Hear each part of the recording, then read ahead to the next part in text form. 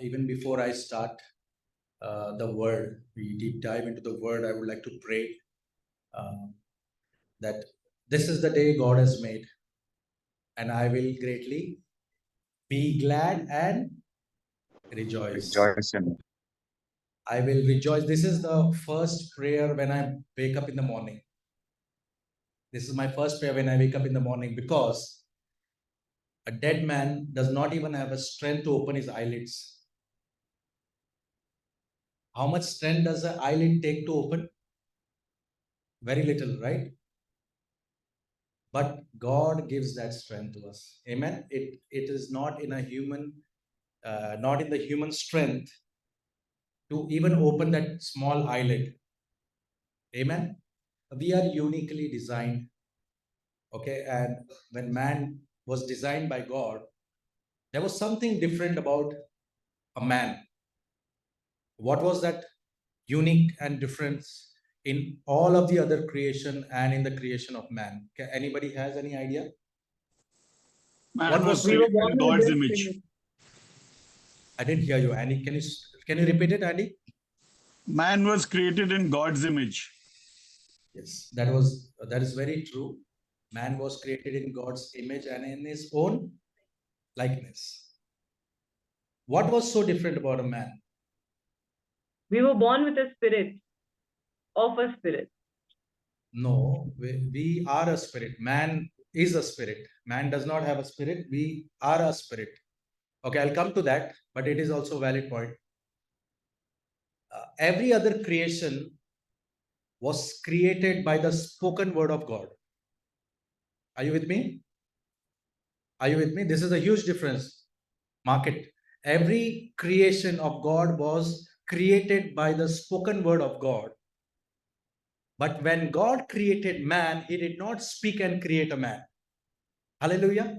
He created him by his own hands. The psalmist says that God has knit you together in his palm, in his mother's womb. He has held you in his palm. Okay. When you say that he was knitting you in a mother's womb, that means he was working. He was working on you with his own hands. Hallelujah. Why man is so unique? Why he is so special? Because God created him by his own hands. He did not speak, let there be man. No, he did not speak. He made it through his own hands. And then what he did was he breathed his breath into the nostrils of a man, and then a man became a living being. That's what the Bible says. Hallelujah. But to begin with the scripture, I will ask somebody to read from 1 Corinthians chapter 2, verse number 14. Anybody from online can read 1 Corinthians chapter 2, verse number 14.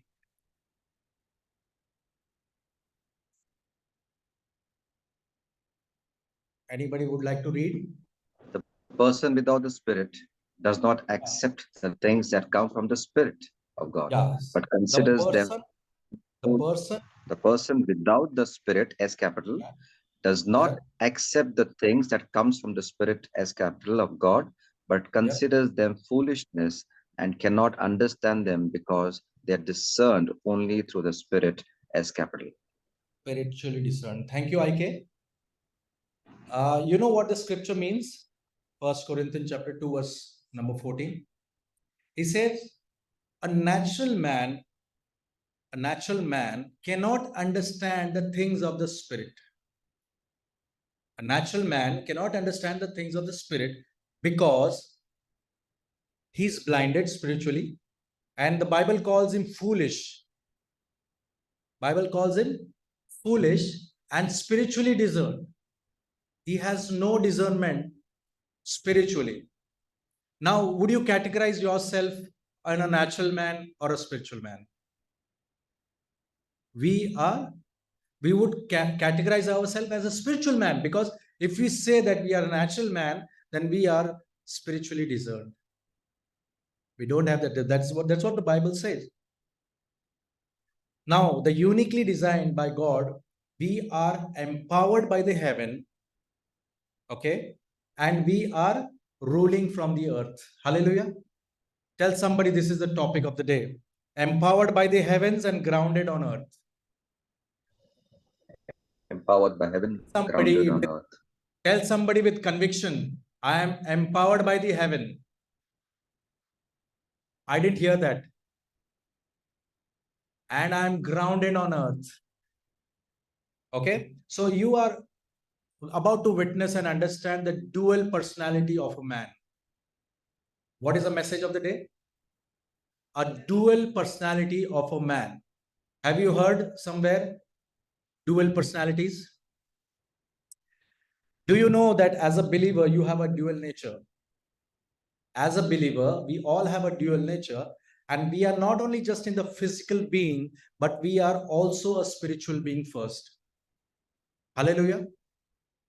And God created us with a purpose, both to slam heaven and the earth. Both. It's a two-sided, it's a double-edged. To rule the heavens and to rule the earth. Let's open our Bible to the book of Genesis, chapter 1, verse number 26. Which says that, and God said, let us make man in our image and in our likeness, and let them have dominion over the fishes of the sea, and over the fowl of the air, over the cattle, over the earth, and everything which creepeth on this earth. What does the Bible say in Genesis chapter 126? God decided to make man in his own image and in his own likeness. And then verse number 27 says, so God created man in his own image and in his likeness. Both he created, male and female, and created he them. Now, can you tell me, this is the first time ever recorded in the Bible where God says that let's make man in our image and in likeness. What do you think God's image and God's likeness is? Who do you think God is? John chapter 4 verse number 24 says, God is a spirit, and those who worship God must worship him in spirit and truth. So if God is a spirit, John chapter 3 verse number 3 says that a spirit gives birth to spirit while the flesh gives birth to flesh. Nobody can enter the kingdom of God until they are born again. Born again, that means if they are open the eyes. If the eyes is not open, you cannot see. And if you cannot see, you cannot walk. And if you cannot walk, you cannot achieve anything in the kingdom of God. Because ultimately, the walk of righteousness, which comes from the Holy Spirit, is given by God himself. And that is also by his own namesake. Psalms chapter 1 says that he makes me walk in the path of righteousness because of his namesake, not because of your righteousness, not because of you have done anything, not because that you are worthy of anything, but because of his namesake, he makes you walk into his righteousness. Hallelujah. What is the difference? Why God made us in Genesis chapter 1 verse number 26, God made us first in the I just spoke, God is a spirit and spirit gives birth to so man is a spirit. In Genesis chapter 126, 127, God made man, male and female, both in spirit. So man does not have a spirit. Man himself is a spirit which is trapped in the human body suit. Amen. Now coming back to Genesis chapter 2 verse number 7. This is one more time when God says that now God created man out of the dust. God created man out of the dust of this earth. Now this time he is creating a man in the natural realm. He's creating a man out of dust. That means he's creating a man out of the natural realm. Right? I'll just quickly read. Then the Lord God formed man from the dust of the ground and breathed the breath of life into his nostrils. Where is the breath of life? Where is the breath of life? Into his nostrils, and a man became a living being. The other version of the Bible says, and a man became a living soul. So man is a spirit, he gets a body, and he has a soul. For some of us understand that soul and spirit are the one. Some of the denominations, they say that the soul and the spirit is one. But as if now the Bible says that, and he became a living soul. That means he started having that memory. He started having that memory chip or a memory card which is there in your mobile. Where is all the memory stored? It is stored in your memory stick. So that soul is your memory. Okay. Point. What was God trying to show us? There is a very small and a very, I could say not small, but it's a very big agenda of God. What was God trying to say to mankind? Why he created man in the spirit and then in the physical? Anybody? Why? What was the reason of God to create man in the spirit first and then a man in natural? He could have done it at the same time, right? He could have done it. He's God. If he could have just done it at the same time. But why he did this was the very reason is he's just showing us, anticipating that one day the spirit is going to manifest in the flesh and come on the earth to save the human race. Hallelujah. Can I hear an amen? I'll repeat it once again. Anticipation that one day that spiritual man will become a flesh and come on the earth to save the human race. John chapter 1, verse number 1. John chapter 1, verse number 1. In the beginning was the Word was with God, and the Word was God, and God became flesh and came down on earth. That's right. Hallelujah. That was a God secretly telling humans that one day, why am I doing this? God has to demonstrate this powerful process for us to understand that one day that spirit man is going to turn, manifest into flesh and come to save the human race. Hallelujah. Hebrews chapter 11, verse number 3. Hebrews chapter 11, verse number 3 talks about the faith. Okay. And what does it say? Through faith, we understand that the worlds were framed by God's word. What is it saying? The worlds. What is talking about? The two worlds, the natural world and the spiritual world. They both were framed by the word of God. It were created by the word of God. And whatever you see is made out of the things which are unseen. Are you getting me? You want me to repeat it again? Whatever you see in the natural realm is created by the things which are unseen in the spiritual realm. Now, did you get it? So, for example, if you have banks here, there are banks in the spiritual world. That is the reason the banks are here. If you read a lot of books about heaven, testimonies of heaven, many people have said that whatever you see here, it is all there in heaven. And spiritual world, it is the mother realm. So what does scripture says? That the spiritual realm is a mother realm, and the physical realm is just the image of that mother realm. It is just an image. The spiritual realm is the mother realm, and whatever you see in the natural realm is captivated from the spiritual realm first and then manifested in the natural realm. Amen. Why? God made us in the spirit and he manifested in the flesh. That is in the natural world. That is the process of manifestation is seen in this powerful act of God. Matthew chapter 6, verse number 10. Now, why? This is the main reason. If you want to highlight this, please highlight this. If you want to write it, because this is very important. This is the backbone scripture of the passage today. Matthew chapter 6, verse number 9, which says that his disciples asked Jesus, how should we pray? Everything needs to be learned. Everything. जो बोलते हैं कि हम तो सीख के आए हैं पहले ही, है ना, ऐसा कुछ नहीं है. It's nothing like that. Everything has to be learned. Everything. Trust me. Everything.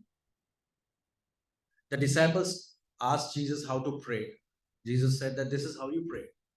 Matthew chapter 6 verse number 9 says, Our Father in heaven, who art in heaven, hallowed be thy name. Thy kingdom come, thy will be done on earth as it is in heaven. What is the second verse?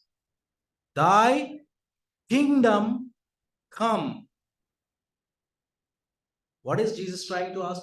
Tell them is bringing the kingdom of God down. Thy kingdom come on earth as it is in heaven. So to witness heaven, you don't have to die and go to heaven. You can witness heaven on earth. That is what he's trying to say. Amen. What is the reason? The reason is God wants you to bring the heavens down. Bring the heavens down. And you know, only a powerful believer can do that. How many of you have tried to bring the heavens down? And how many of you have failed in doing that? I have failed many times because I always try to lean on my own understanding as much as I know. But God has unlimited resource of knowledge. Amen. He speaks to you unlimited resource, deep things of God. The Spirit searches deep thing of God and He reveals. John 14:26 says that the Holy Spirit is a guide, a teacher, a comforter, which the Father in heaven will send it in your name, whom you ask. He will teach you all things and He will guide you and He will bring everything to your remembrance. Hallelujah. Everything to your remembrance. What is the purpose of making man in the spirit and making man in the physical realm? For your kingdom to come down. Hallelujah. Now let us understand the placement. Now, as I was going through the process of binding and loosing, how many of you in the process of binding and loosing?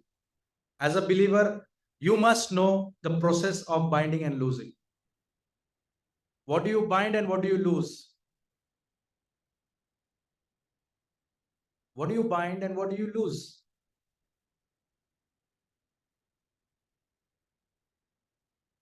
Okay, just a minute. Check. Sorry, रुकावट के लिए खेद है.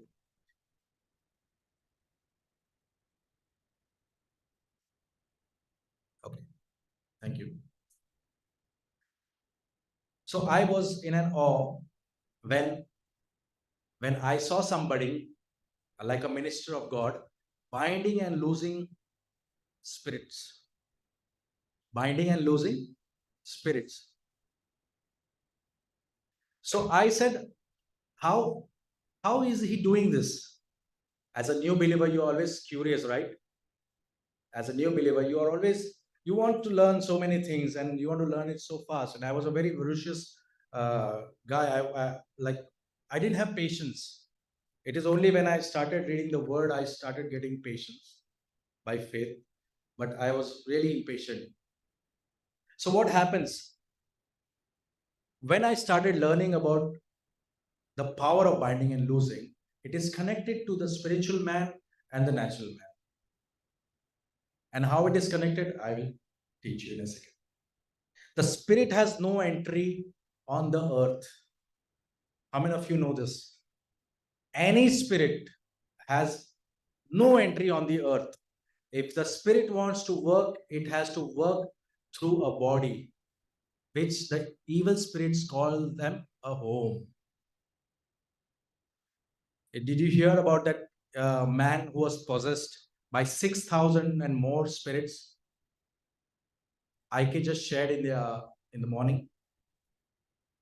What was that man? They didn't address him as a man. They addressed him as their house, their dwelling place. So they don't see grace as grace as a person, but they see This house is empty. Let's go into this house. Amen. This house is empty. Oh, there is an open window. There's an open door. Let's get into that house and make it our dwelling place. Amen. So, why God has given an earthly suit? So that the Holy Spirit can work in us. Even the Holy Spirit is illegal on the earth. Do you know that? Without a body. That is the reason why we need a body. That is the reason why Jesus asked disciples to wait till the power comes. Wait, which power he was talking about? Holy Spirit. Why he was talking about waiting? Because they were not prepared. The hearts and minds were not prepared to accept the Holy Spirit. And if they do not accept the Holy Spirit, the Father in heaven cannot work in them and cannot do the kingdom work through them. Amen. Yes, okay, he made that to rule on the earth. He made one to rule on the earth and the other one to rule in the heavens. How is that? How is they are placed and positioned? What is their placement? When a believer, hello. Okay. When a believer is saved, how is he saved? How did you get saved? Okay. When you heard the name of Jesus, when you called out to the name of Jesus, the Bible says those who call out to the name of the Lord will be saved. So how are you saved today? You saved today because you called out to the name of the Lord. So the natural mehul, okay, I'll take it on me. The natural mehul is down on the earth. And where is the spiritual mehul? Any idea? Sorry? Very good. Very good. Any other? Where is the spiritual mehul? तो क्या कर देंगे?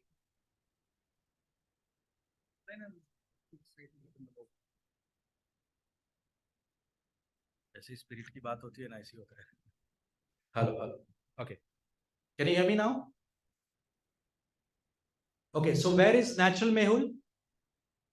On the earth, to rule from the earth. Okay. Where is spiritual mehul? In the spiritual realm. And where is he seated? Where is he seated? He's seated in the heavenly realm, that is on the third heaven, next to Jesus. Maybe to be very precise, on the right hand of Jesus. Jesus is at the right hand of the Father, and Mehul is at the right hand of Jesus. You're getting it? But at this point of time, Mehul's spiritual Mehul is not activated. He's not activated because the earthly Mehul has not known the Lord. Are you getting me? The earthly Mehul has not known the Lord. That's why the spiritual Mehul who is seated next to Jesus is not activated. Is not activated. Are you getting it? The moment earthly Mehul receives the Lord, first he installs Jesus in his heart. He invites the Holy Spirit in his heart. He repents of his sin. Hallelujah. When he repents of his sin, he's forgiven, and the Holy Spirit reveals him the truth on who he is in Christ. And the Holy Spirit reveals him that Ephesians chapter 2 verse number 6 says that you are seated in the heavenly realms with Christ. The Holy Spirit brings him the revelation, and as soon as the natural Mehul gets that revelation, the spiritual Mehul in the heavenly realms is activated. Hallelujah. Now both are activated. The Holy Spirit connects the spiritual Mehul to the natural Mehul. Are you getting it? The Holy Spirit plays a catalyst in connecting the spiritual mehul with the natural mehul. The spiritual mehul takes the position of sitting in the next, the right side of. He takes the position in the heavens, and the natural mehul takes the position on the earth. Thank you very much. Now, the natural mehul can dominate. Now, the natural mehul who is on the earth can dominate the earth from the heavenly realms, because he knows there is one more person who is seated in the heavenly realms. When I bind anything over here, he will say yes and amen. And it is in the agreement of two. Hallelujah. There is one person who is seated up and he says yes. Yes, amen. And that's how we have a successful and a victorious Christian life. If you know how to bind and loose, you have to use both of your dual personalities, which is a spiritual Annie, spiritual grace, and a natural grace and a natural. But in this, we have to always understand one thing. But when you are filled with the Holy Spirit, okay, you will always give the domination to the natural, to the spiritual one, because you want to rule from the above. A king always rules from above. A king cannot rule from below to above. Okay, there is a hierarchy. If you have a problem in your house, a water problem, or any kind of problem in your society, you go to the society, the secretary, right, which is a higher authority. If a secretary has a problem in the house, in the building, he goes to the local corporator. If your local corporator has some problem, he goes to the higher authority. If that higher authority, he goes to another higher authority. So you understand there is a hierarchy which has to be followed. That is the reason why the Bible says in the book of Psalms that my help does not come from this mountain or that mountain. My help comes from the mountain of the Lord. My help comes from the Lord. He's seated on the mountain. What is that mountain? The third heavens, the throne room of God. Hallelujah. My help comes from that. So you always look up. You always look up. When you lift up your eyes, when you lift up your head, God answers you, right? The Bible says, right? Call unto me and I'll answer you. How do you call? Look up. There's power in lifting up your eyes. There is power in lifting up your heads. And you look up and anticipate God's power. God reveals and God answers you. Hallelujah. Am I going too fast? Am I okay? Am I too loud? So whenever your Holy Spirit enters the natural mehul, it activates the spiritual mehul, right? We just learned. Because it is an agreement. So whatever you bind on earth will be bound in heaven. Whatever you loose on earth will be loosed in heaven. Hallelujah. Now look at this in the book of Matthew chapter 16. Okay. When Jesus was sitting with his disciples, I know many of you are familiar with this verse. Jesus asked his disciple one by one, whom do you think I am? Jesus is asking disciple, what do you think I am? Homan, what do you think I am? Who am I? Grace, what about you? What do you think? Who am I? You have been with me for so much of time. You have seen water turning into wine. You have seen me feeding 5 loaves, 2 fishes, and multiplying the bread. You have seen me doing so much of. Peter, you have seen me walking on the waters. You yourself have walked. Who do you think I am, Peter? Because Peter was the last one to answer. And Peter said, thou art the Son of God. Thou art the Christ. And what did Jesus say? Jesus said, the flesh and blood has not revealed this to you. That means earthly wisdom has not revealed this to you, but my Father in heaven has revealed this to you. Right? So these are the points where you see the Messiah first. Peter saw the Messiah, and then he had the revelation from God. Okay, remember these points I'm telling you. You see the Messiah, that is, you see the word. The Messiah is the word, is the wisdom of God, it's the word of God, Jesus Christ. He saw the Messiah, he got the revelation from the Father, that is revelation from the spiritual realm, that He is Christ, the Son of God. Amen. And then what happens is, now because flesh and blood has not revealed this to you, it is revealed by my Father. That means you have an acknowledgement from the Father. You are acknowledged, Peter. God has revealed it to you. You are acknowledged.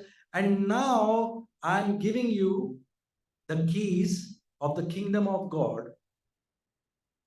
Whatever you bind on earth shall be bound on earth. Whatever you loosen on earth will be loosened on earth and in heaven. Whatever you bind on earth will be bound in heaven. Whatever you loosen on earth will be loosened in heaven, and vice versa. And then he goes to say that I will build my church upon this solid rock. Hallelujah. Ultimately, what is the greatest commission? The Bible says. What is a great commission in the Bible? Anybody? Anybody online? What is the greatest disciples? To make disciples. Correct. Who was that? Andy, thank God you're awake. Okay. Matthew 28:18 says the greatest commission for every believer is to go into the nations and make disciples, baptize them into the name of the Lord, bless them. What is the greatest commission of every disciple? Everyone knows the gospel. It is a 4-line gospel. Jesus came on this earth and died for your sins, and now he is rose back. Now he is able to save you from your sins. 4-line gospel. Go, preach the word in the nations of the world, make disciples, baptize them in the name of the Father and the Son and the Holy Spirit. Hallelujah. That is the greatest commission. So how did ultimately God wants to build a church on you? God wants to build a church on you. What is the ultimate goal? When you see the Messiah, you see the word. You see the word, you get the revelation from the Father. When you get the revelation from the Father, you get the keys to the kingdom of heaven. What are the keys? What you bind on earth shall be bound in heaven. What you loose on earth will be loosened in heaven. And then you have that access of becoming that solid rock on which Jesus will build his church. Amen. And what is a church? It's not a place where we meet. The Bible says, we are the church. We are the church. I am the church. Wherever I put my step on, that land belongs to me, and I am the church, and I have the right to preach that gospel in that land. Amen. Hallelujah.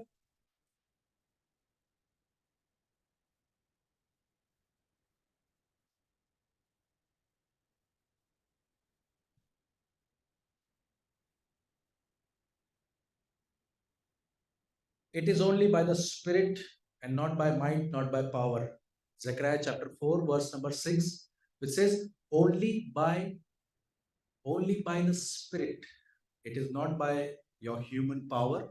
It is not by human strength. It is only done by the Holy Spirit. And the Holy Spirit is the catalyst. And then finally, he says that now it is in your hands. Now it is in your hands. The ultimate goal of God through Holy Spirit is to become like him. Right? To become like him, like Jesus. Jesus had the power and authority. Jesus had the power and authority.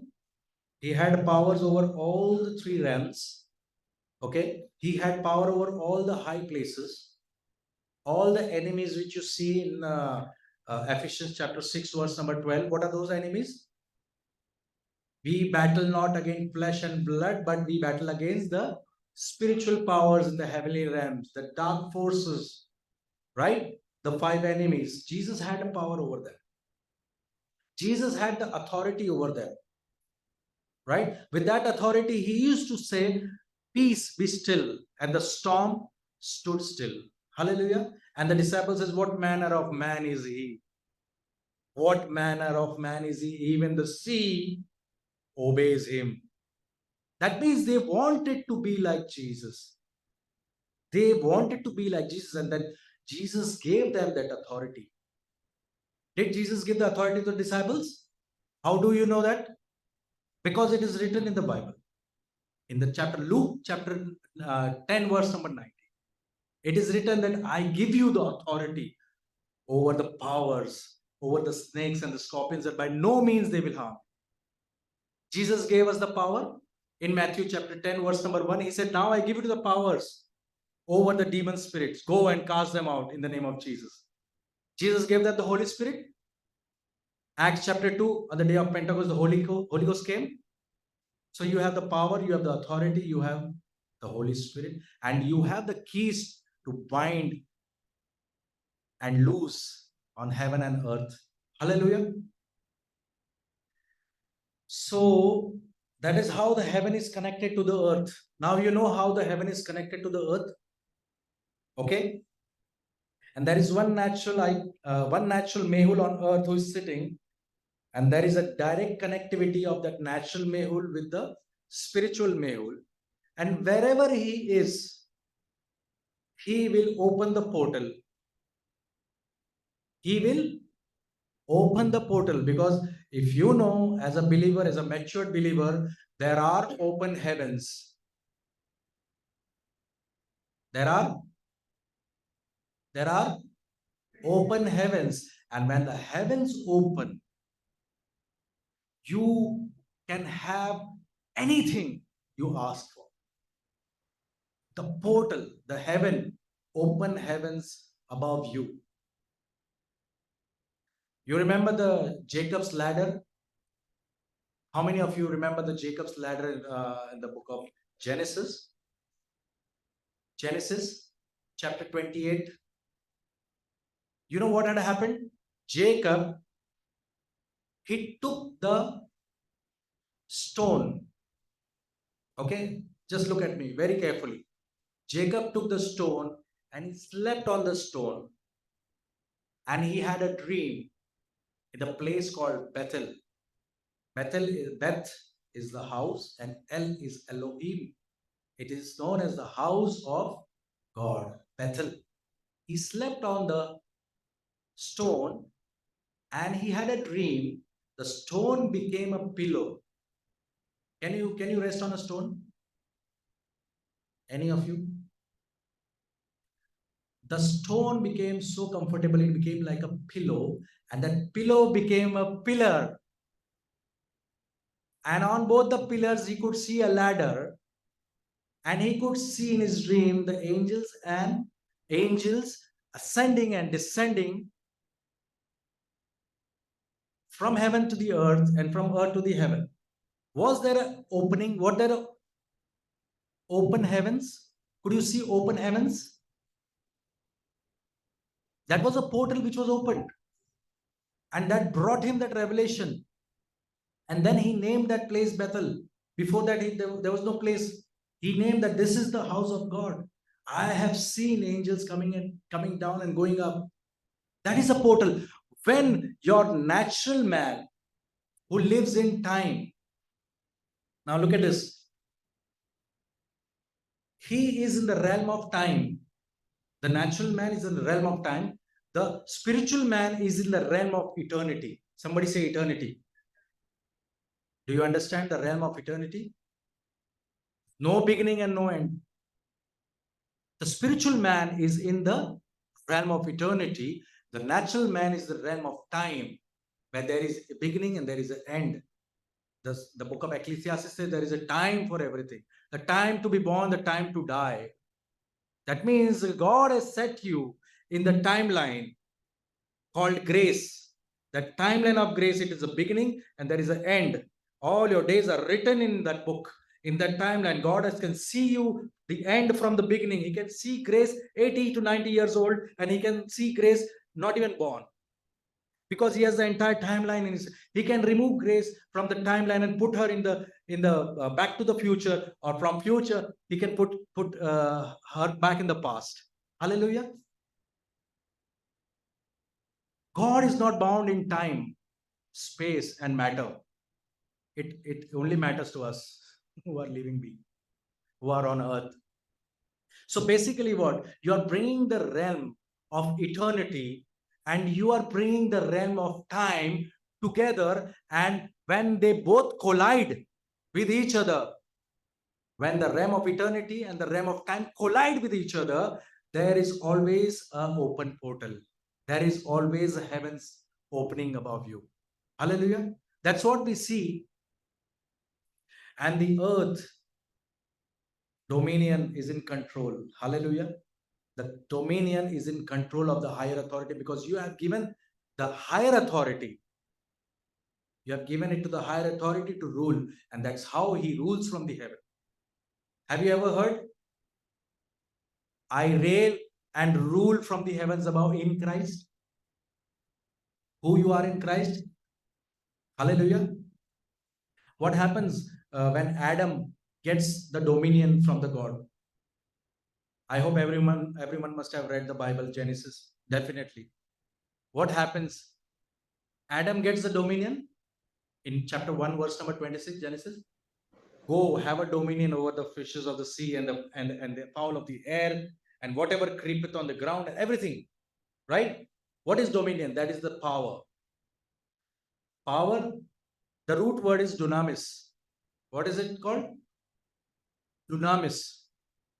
The root word power is dunamis. Dunamis means extreme power. Extreme power. Okay. What happened when Adam disobeyed God? Sin and death came into the life. Now see how that power is flowing, right? From Adam. From Adam, that power went to Satan. In the Garden of Eden, when he sinned, when he disobeyed, that power, that dunamis went to Satan. And then it was with Satan for a long time, till Jesus was born in flesh. Okay? And Satan used to rule and reign, used to flood people during Noah's time. Right? When Jesus came, he died on the earth. He went down, he took the keys of the Hades. He released the prisoners, he released the patriarchs who were waiting patiently for the Messiah. And he came up, rose up with the body on the third day, and he's seated in the heavens. And then God glorified him. And he gave him the title above every other name. And God said in Philippians chapter 2, he said that every knee shall bow unto your name, and every tongue will confess that Jesus Christ, you are the Lord on the earth, above the earth, and under the earth. 3 domains. Amen. Basically, earth's dominion is with Satan. Okay, from Adam the dominion went to, and from Satan the dominion came to. And now Jesus gives us the authority and the power back and the dominion back to every believer who has called unto the name of the Lord, who has installed Jesus, who has invited Holy Spirit. Jesus gave them the power, authority, and the Holy Spirit. Hallelujah. You have to claim your dominion back. You have to claim. You have to proclaim. You have to take it back, because now you know the devil is only after that revelation. He is not after you. Some might say that the devil, pastor, the devil is always after me. Every morning I wake up, he comes after me. But the devil को कोई काम धंधा नहीं है दूसरा. He is not after you. He knows that you cannot do anything. He is only after that one thing, that revelation. He is afraid and fearful of that revelation. If Grace gets that revelation that she is a child of God, she is seated in the heavenly realms. And when you are seated in the heavenly realms, the earth is your footstool and the enemy is under your footstool. Can I hear an amen? That means the enemy is in your control. The enemy is in your control. If you look from the ground, you see the enemy up, because he is ruling from the second heavens. Second heavens is the arena, the fighting ground. First heaven is the earth, the atmosphere on the earth. The second heaven is the fighting ground, the battle. And the third heaven is the throne room where God reigns. So the answer to come, it has to come and pass through the second heavens. Have you heard that in the book of Daniel? Daniel prayed, and after 21 days, the angel came with the answer. And when he asked why so late, they said, "You were answered the very first day you had prayed." What did he say? You had answered you got the answer the very first day when you prayed, but it took us 21 days to reach here. Why? Because there was a fight.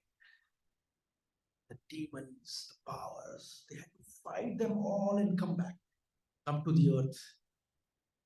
It's a battle. The battle is not of flesh and blood. It is a spiritual battle. Right? And you fight the spiritual battle by the word of God. Hallelujah. So now you know that the Satan is your footstool and your conversation is in the heavenly realms. Where is your conversation?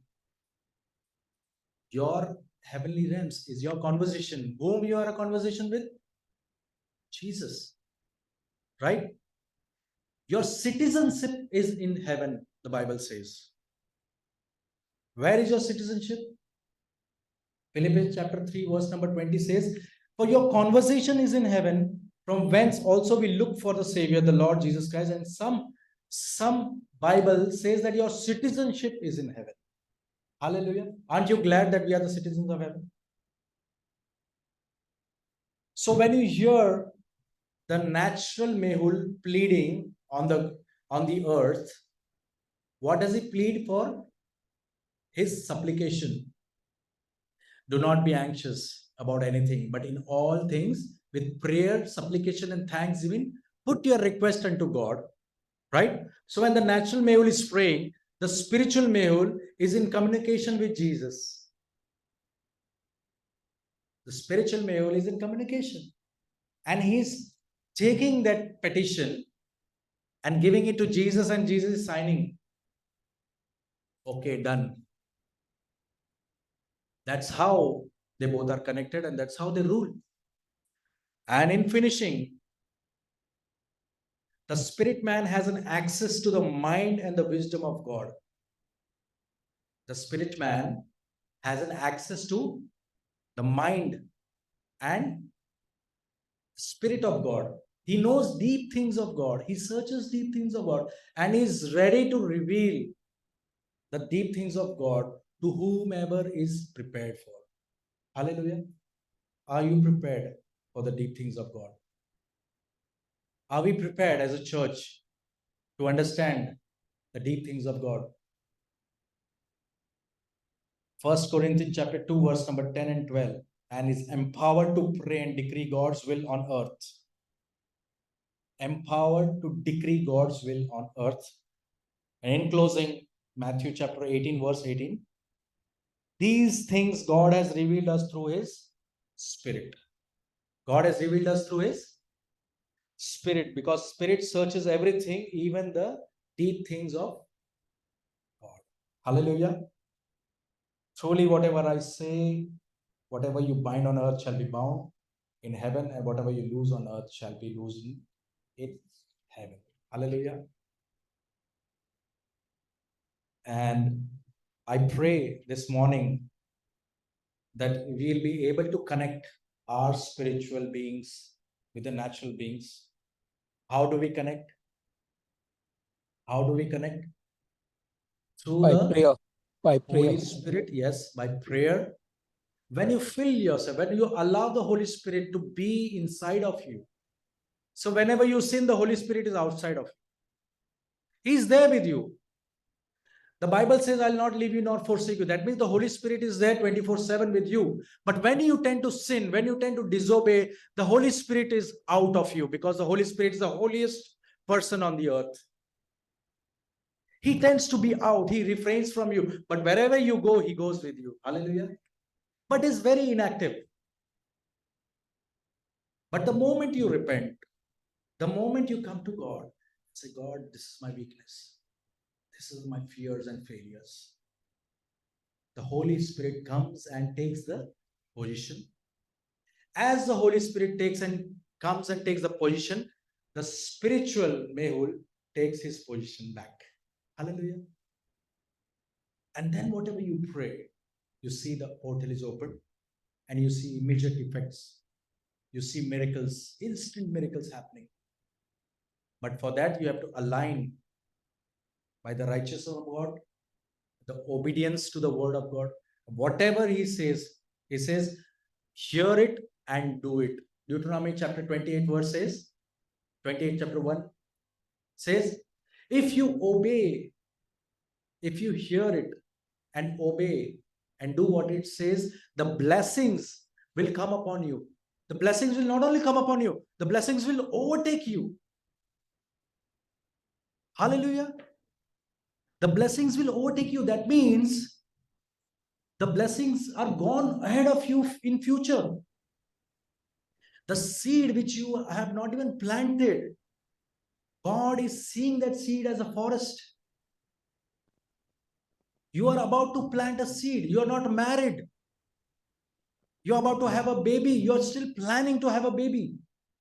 But God has seen the end from the beginning, and God has blessed that baby, and God has seen that baby forming a generation. He goes till the 14th generation. The blessings of God goes till 14 generations. Hallelujah. So when he sees grace, he does not see grace as grace, but he sees grace as a generation.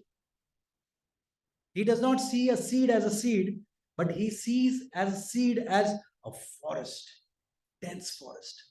Hallelujah. That's why Isaiah chapter 10 verse number 46 verse number 10, sorry. It says that I see the end from the beginning and I speak into eternity and I wait and watch my word to perform. Hallelujah. Jeremiah chapter 1 verse number 12. God is waiting for his word to perform.